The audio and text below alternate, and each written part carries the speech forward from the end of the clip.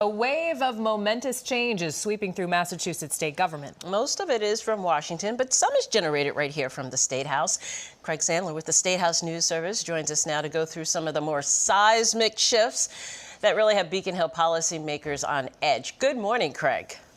Good morning, Rondell and Jen. Good to see you. Good to see you too, Craig. Okay, walk us through the major developments out of Washington and where they're landing at the state level. Yeah, I mean, we could spend all our time together today just talking about what's coming out of D.C. The highlights causing the most consternation are Attorney General Pam Bondi's end of Justice Department funding for sanctuary cities. We have a lot of those that shelter political refugees. New Attorney General Leah Foley's threat to go after local officials if they get in the way of Trump immigration crackdowns.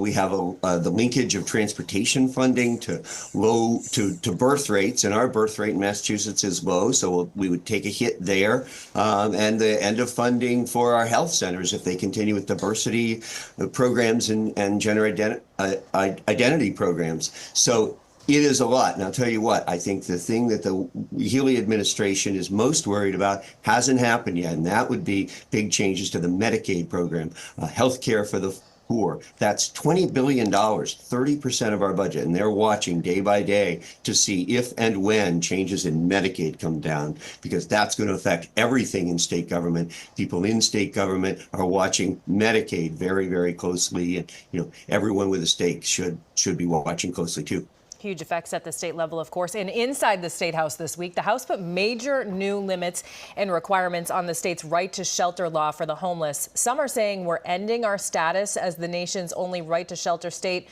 Yeah. What's next for this change?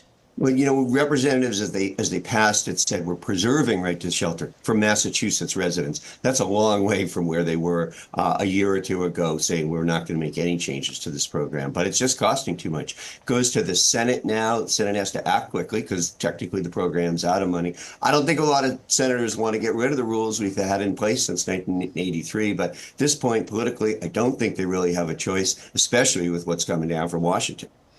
Quickly give us your first takeaways from the entry of Josh Kraft into Boston's mayor race, now that he's officially challenging Mayor Michelle Wu.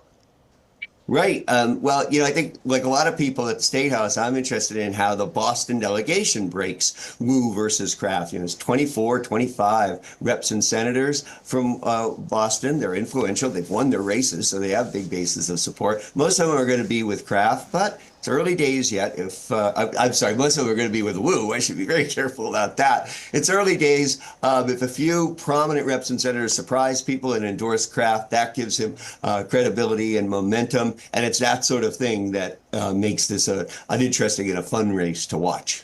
No shortage of storylines. The news is being made quickly at all levels of government. Craig Sandler with the State House News Service. Thanks for joining us. Always a pleasure.